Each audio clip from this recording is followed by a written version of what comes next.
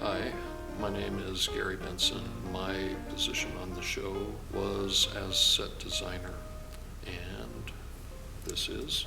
I'm Kaylee Hatch. I was co-set designer, and this is Wind in the Willows. Set design is taking a script and helping construct the physical elements that help create the world for the actors and the audience. It's also creating an environment where the story can be told.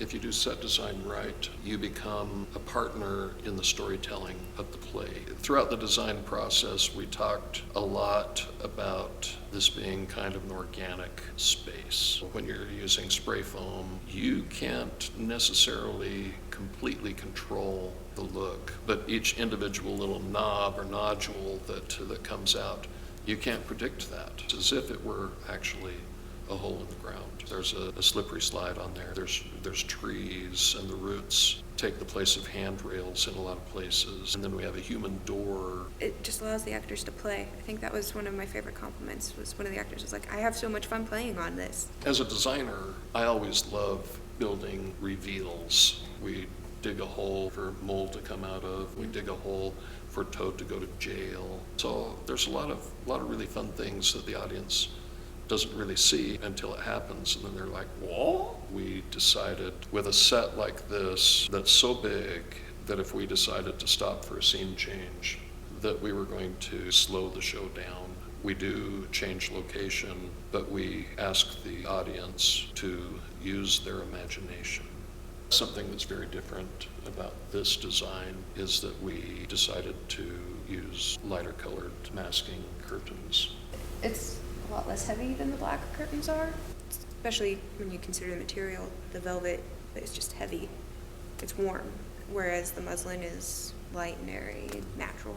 And when people walk by, it flutters. It's fluid like the rest of the show. Mm-hmm. And I think it gives an opportunity for the lighting designer to expand the palette.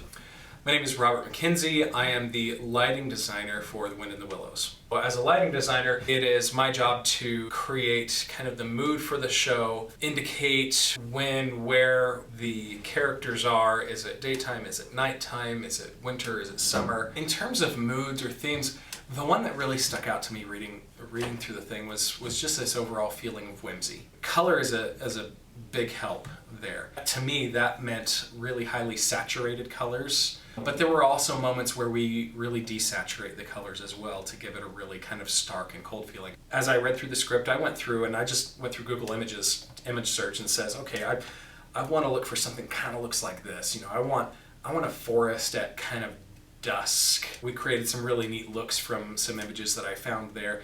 And so starting off with those images was a big help in establishing and creating the looks. It made it go much faster. It's one of the things we're able to do is we have these lights that are called solo frame. They're movers. So we can throw in a couple gobos, some patterns in there, and we can give a couple colors and create the illusion of running water. When they go into Badger's home, instead of seeing, bright sunlight or even starry sky, we kind of get almost this brown light on the backside to help us feel like we're underground. I try to use the lighting design as a way to communicate those things, but also to lend us kind of an air of fantasy and whimsy and bring in all those things that makes The Wind in the Willows so special.